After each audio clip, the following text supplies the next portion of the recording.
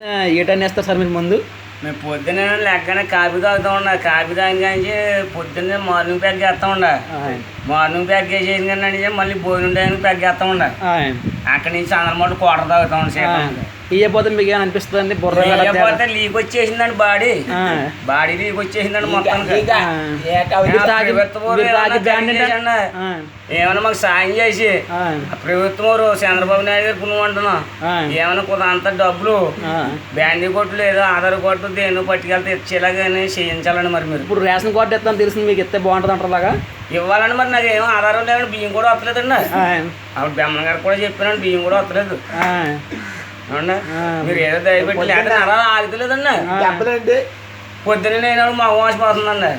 పిల్లలు కూడా వచ్చేసేస్తున్నారు మీద. మీరు ఏం చేస్తారండి మామూలుగా? ఏం చేస్తున్నాం, కూలి పని చేసుకుంటున్నాం. ఎంత వస్తుంది మీకు మామూలుగా? మాకు 350 మీరు తాగేది ఎంత అంటారు? 500 అవుతున్నాం రోజు. 150 వెనక్కి మీకు లాస్ వస్తుంది. లాస్ వస్తుందండి.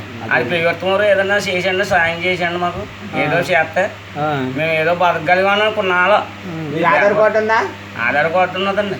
మీకు తాగపోతే ఏమనిపిస్తున్నా? నరాల్లో కడ నరాలు తొడకాయ పొడి వచ్చేస్తుందండి. తాగపోతే ఏమనిపిస్తుందా? తలకాయ పొడి వచ్చేసండి.